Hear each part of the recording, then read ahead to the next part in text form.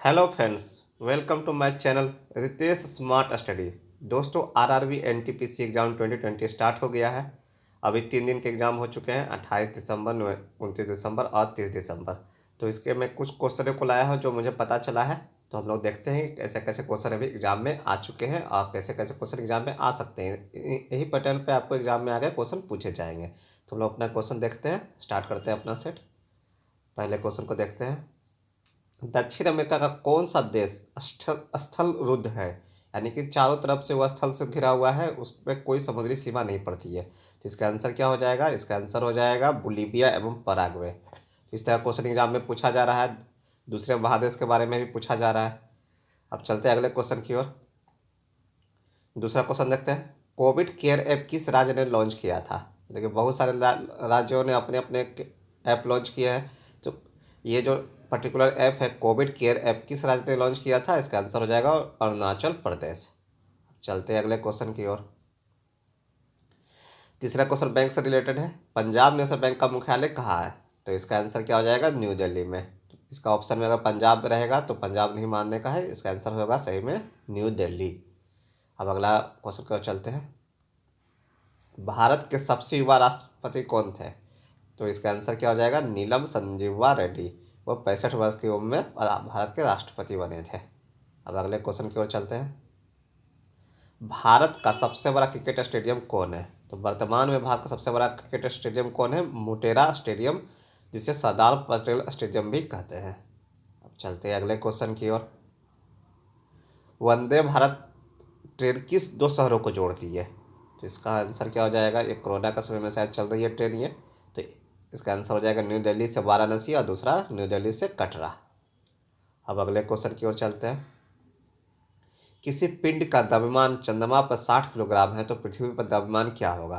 तो देखिए, द्रव्यमान कुछ भी हो कहीं भी हो बराबर होती है। चंद्रमा पर अगर 60 किलोग्राम है तो पृथ्वी पर भी उसका द्रव्यमान यानी मास कितना होगा? 60 किलोग्राम होगा। अगर वेट पूछा जाता है तो फिर वो उसका चेंज हो जाएगा।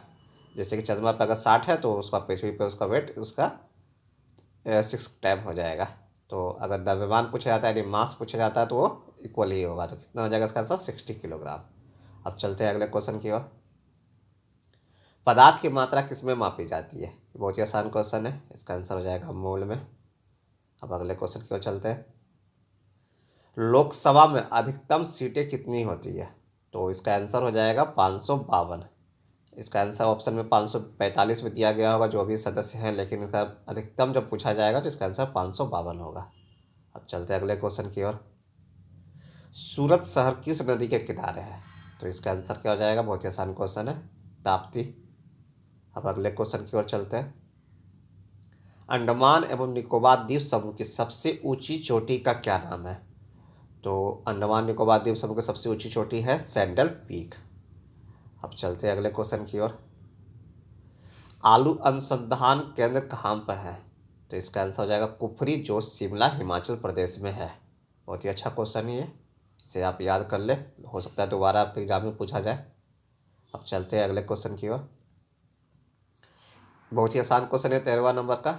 इंडोनेशिया की राजधानी कहाँ है? बहुत बार पूछा जाता है एग्जाम में, इसका आंसर होगा जकार्ता। बहुत ही आसान क्वेश्चन है। अब चलते हैं अगले क्वेश्चन की ओर। बैंक ऑफ बड़ौदा में किन बैंकों के साथ विलय हो चुका है? ये भी बैंक से रिलेटेड क्वेश्चन है।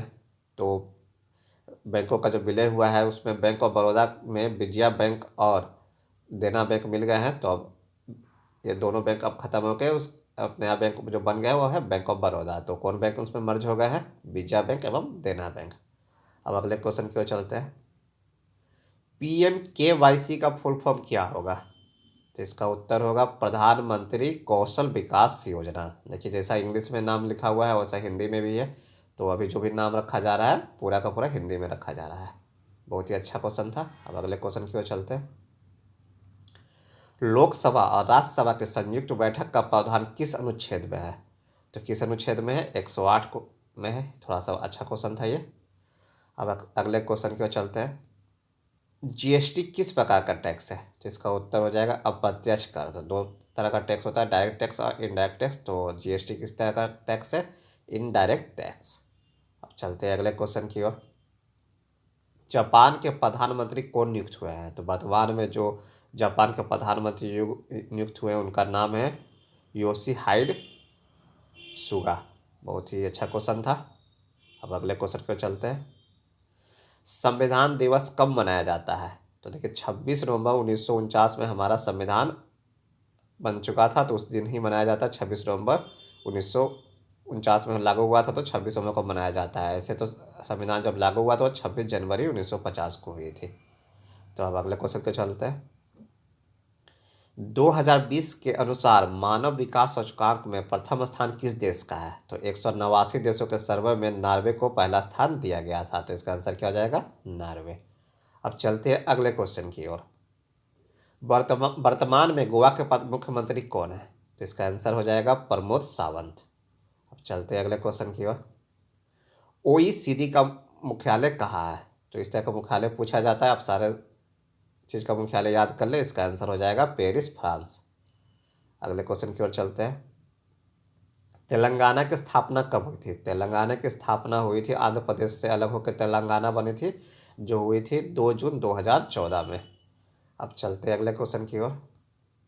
ड्रीम 11 के CEO कौन है? तो ड्रीम 11 के CEO कौन है? उसका उत्तर हो जाएगा हर्ष जैन। अब चलते हैं अपने 25वें क्वेश्चन की ओर। सबसे मजबूत हड्डी कौन सी है मानव शरीर में? तो मानव शरीर की सबसे मजबूत हड्डी किसकी होती है? जबड़े की होती है। तो दोस्तों मैं अभी 25 क्वेश्चन लाया हूँ, इसके आगे भी मैं क्वेश्चन लाया करूँगा। आप इन सभी क्वेश्चनों को देखिए, पैटर्न को समझें, और इसी तरह से आने वाले दिनों में जिनकी एग्जाम है इसी तरह से तैयारी करें। तो अगर आपको मेरा वीडियो अच्छा लगा तो मेरे वीडियो को लाइक कर दें। अगर आप इस चैनल पर नए हैं तो इसे सब्सक्राइब कर दें। आने वाले सारे वीडियो के लिए आप इस चैनल को सब्सक्राइब कर दें, ताकि आप बेल आइकन को भी क्लिक कर दें, ताकि आपको आने वाली सारी वीडियो की प्रॉपर नोटिफिकेशन समय पर मिल सके। तो इस तरह से मैं अपना वीडियो समाप्त करता हूँ। जय हिंद, जय भारत।